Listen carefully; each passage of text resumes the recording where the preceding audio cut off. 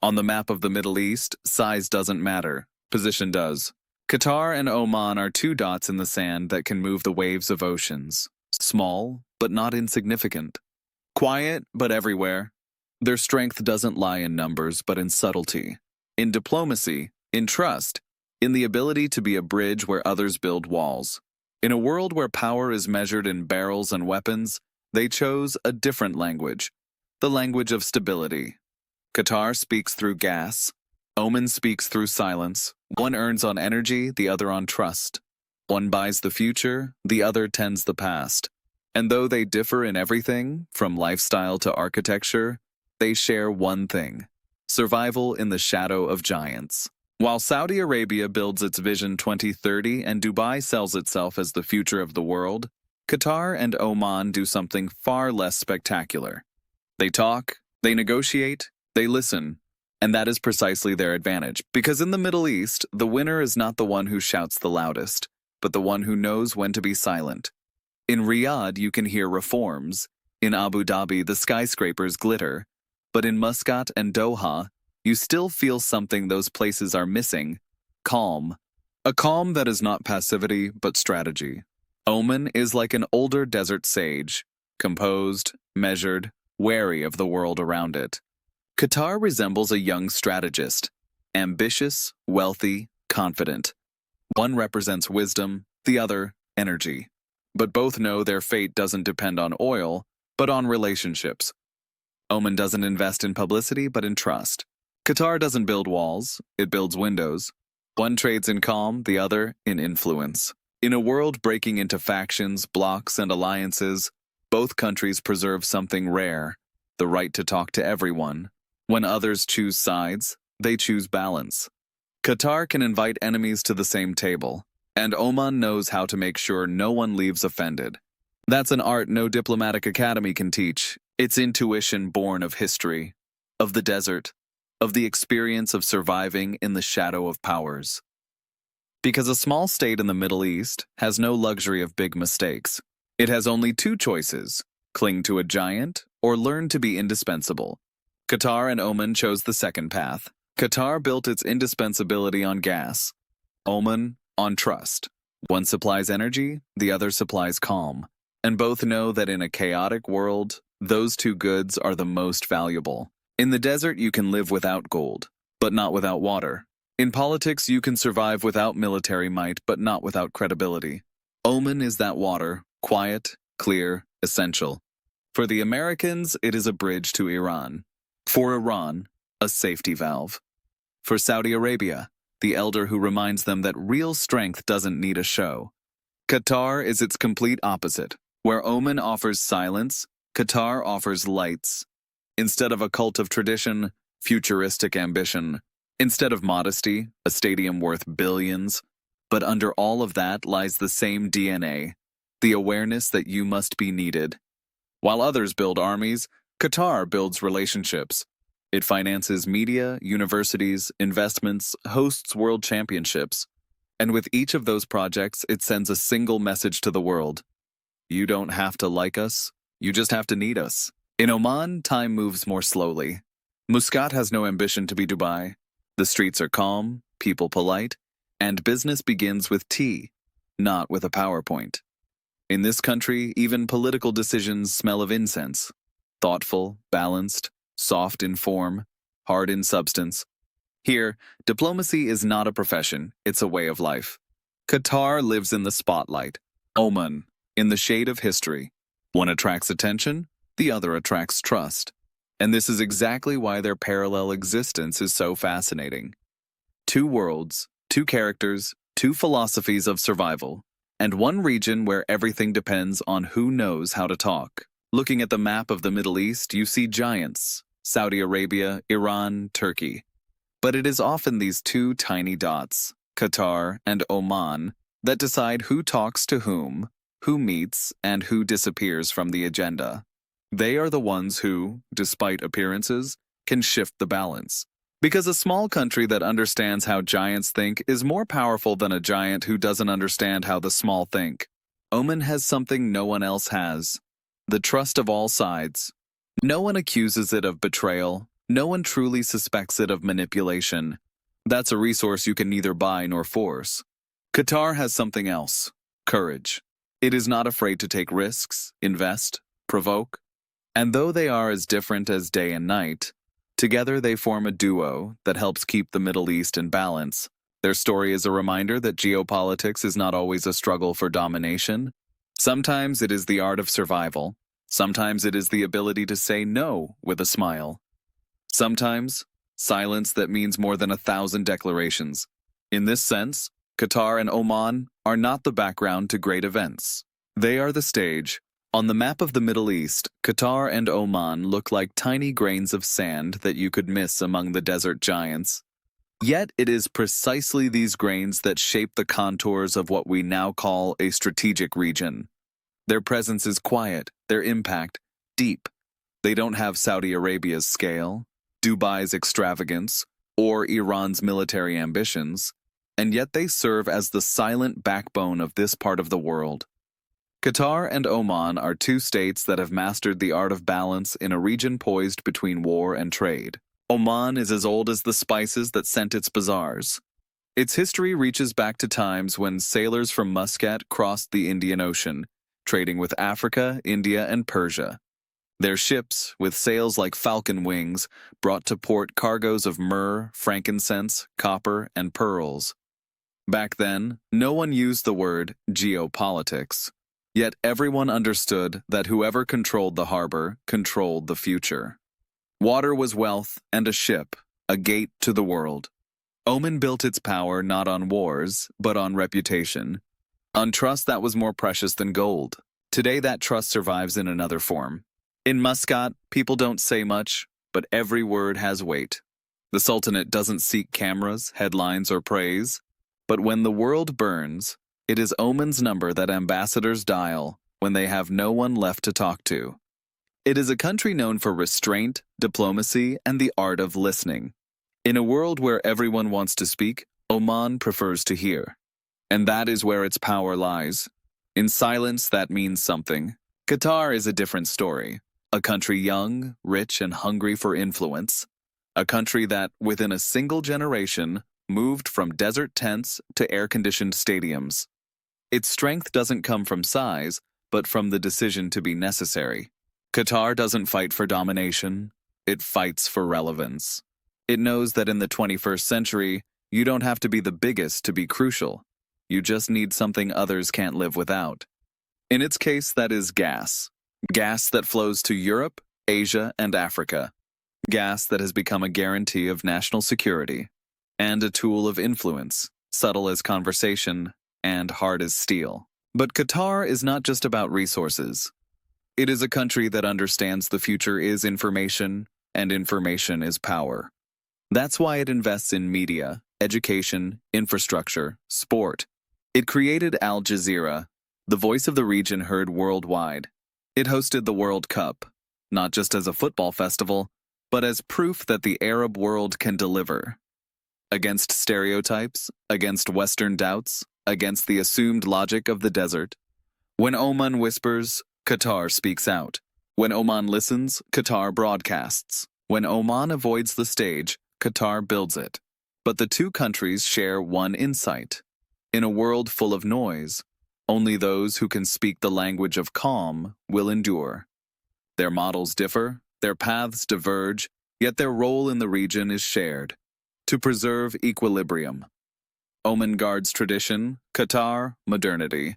One is the desert's breath, the other, the neon glow. In Oman, trade is still a conversation. Before you mention a contract, you drink tea, look each other in the eye, learn the name of a son, and ask about a mother's health. Business is the process of building a relationship, not just exchanging goods. In Qatar, tempo, technology, plans, and vision matter. But even there, under the glass dome of modernity, an old desert rule still applies. Before you sign a deal, you have to win a person's heart. This blend of modernity and tradition is the essence of the Arab survival model. In a world that accelerates, Qatar and Oman slow down, each in its own way. Qatar slows to see clearly what it invests in. Oman slows to understand what truly has value. Because in a region where almost everything can be bought, credibility cannot. Oman is the calm that gives certainty.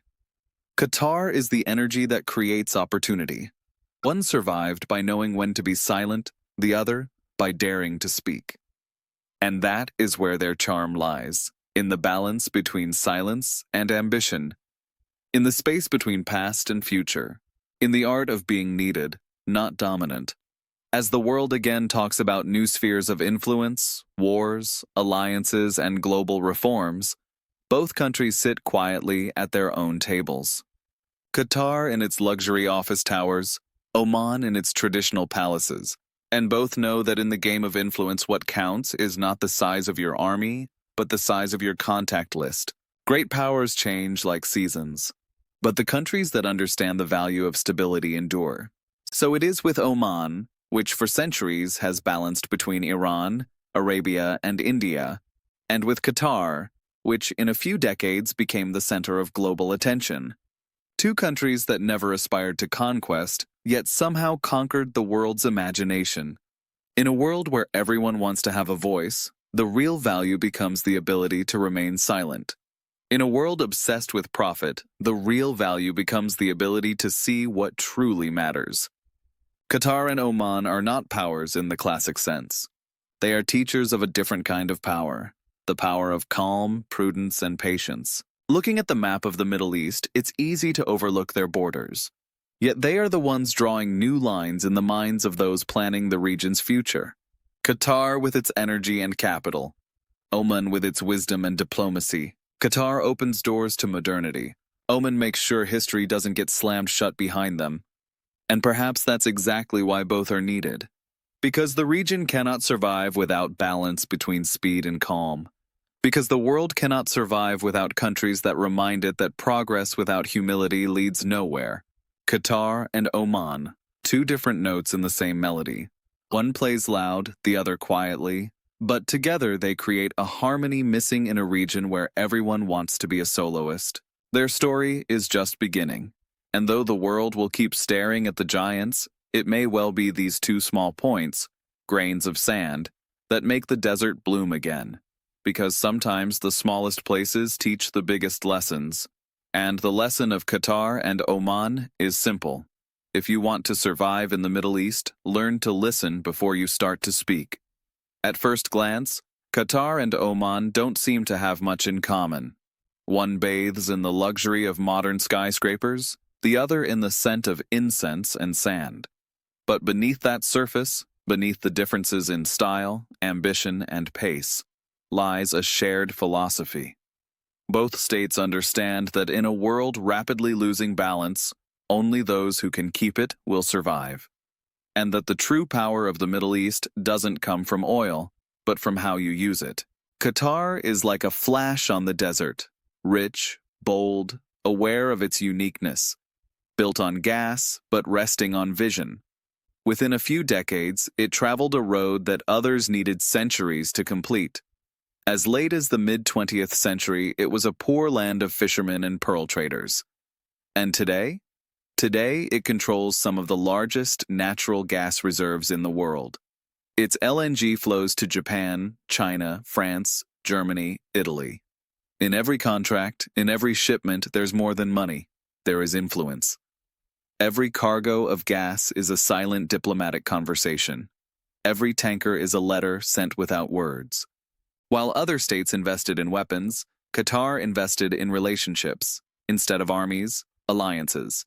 Instead of military bases, information hubs. It built its own media, its own sovereign funds, its own prestige brands. And suddenly, a tiny country you can cross in an hour began to shape the direction of global debate. Because if you have something the world needs, you can speak on your own terms. Oman is the opposite. Instead of gas, frankincense. Instead of ambition, composure. Instead of expansion, balance. But this calm is not weakness. It is strategy. Oman is not a country of grand projects, but of grand gestures. When others throw out declarations, Oman offers a handshake. When others run media campaigns, Oman sends a messenger with a message no one quotes, but everyone understands. In a world on fire from words, silence has become the rarest commodity, and Oman learned how to trade it. Its policy is not theater, but a side-room conversation. When Saudi Arabia closed borders, Oman opened ports. When Iran was isolated, Oman was its channel to the world. When Yemen fell into chaos, Oman delivered aid. And that is why even the biggest players know that nothing in the region will succeed without Oman. Qatar and Oman are two different winds moving the same sand. One, hot and sudden, the other, cool and steady. Both know that in the desert, nothing survives without movement. Qatar needs Oman not to burn out in its own speed. Oman needs Qatar not to fade in its own stillness. In their balance lies the meaning of the region. In Doha, you can smell luxury and tempo. In Muscat, the sea and equilibrium. But beneath that difference lies a shared DNA, an Arab approach to the world that says, you don't have to shout to be heard. In a world where everyone wants to speak, the one who listens gains the edge. Qatar has learned to listen to the world. Oman, to listen to people. One understands the language of money, the other, the language of silence. Together they form a duo that keeps the Middle East from drowning in chaos, allowing it to keep moving forward. Perhaps this is the secret of their power. Qatar builds the future out of concrete and glass. Oman builds it out of conversations and tea. Qatar sells energy. Oman sells stability. And both know that the latter is more precious, because energy runs out with time, while trust can last generations. So while the world looks at the Middle East through the lens of barrels, drones, and wars, Qatar and Oman look differently. They see a network, not a battlefield. They see dialogue, not just conflict. They see a future where it matters less who has more resources and more who has more patience. And so, in a world of storms, these two small countries remain like 2 points of light on the horizon. One shines like a neon sign, the other like the moon. But both say the same thing. Strength is not about size, but about how long you can endure when others burn out. In the Middle East, survival is an art form. It's not about having the most money, but knowing when to spend it. Not about having the largest army, but never needing to use it.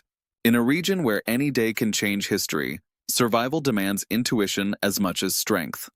Qatar and Oman turned that intuition into their shield and their signature.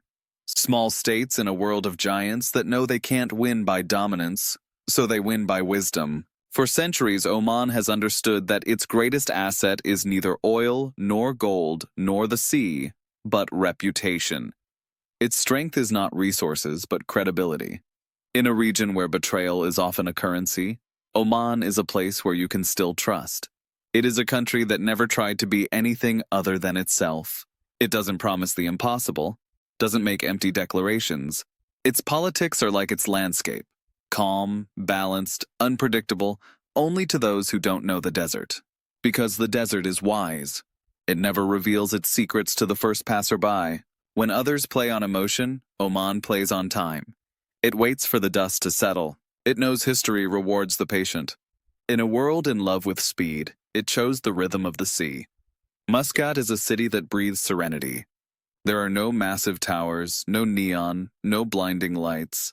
But there is something you cannot buy: trust.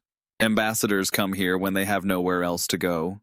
Oman doesn't say much, but when it speaks, the world listens, because its silence has meaning. It was through Muscat that the talks between America and Iran passed. There, in shaded rooms, met people whose names are never mentioned publicly. There, agreements were made that no one wrote headlines about, yet they changed history. Oman doesn't need front pages because it has a record everyone knows without reading. Everyone understands that in this quiet place, decisions are made that others only announce. Qatar chose a different path. It doesn't work in the shadows. It shines. Doha is a theater of modernity. Glass towers, an airport like a city, lights that never go out. But beneath this glare lies the same awareness as in Oman, that a small country survives only if it is needed. Qatar turned being needed into its doctrine. For the world, it is a source of gas. For politicians, a venue. For sports, a host. For media, a platform. For business, a haven. Oman is a bridge. Qatar is a hub. One connects people, the other routes. One softens, the other attracts. And though they look like opposites, they act as two wings of the same idea. Survival is not about picking a single road, but about balance. Qatar balances between activism and neutrality. Oman between restraint and presence. Together, they keep the region in a state where chaos doesn't explode, but is managed. Qatar is like a player who knows his opponent's moves before he makes them. It doesn't need military superiority because it has narrative superiority. It can tell its version of the world so convincingly that others start to believe it. Media, diplomacy, investments, all parts of the same puzzle. Every project, stadium, channel is part of a larger plan, not to be pushed into the shadows. Oman is the opposite of that game. It doesn't need a stage. It doesn't need an audience. Its theater happens in silence, behind closed doors. When others speak, Oman takes notes. When others persuade, Oman understands. And when the storm passes, it's Oman that remains to clean the sand.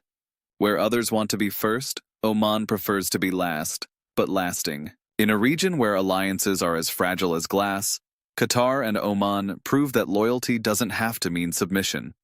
Qatar talks to everyone, even those others avoid. Oman doesn't judge, even those everyone condemns.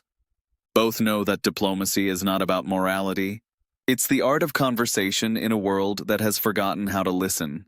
In the desert, whoever has water and shade survives.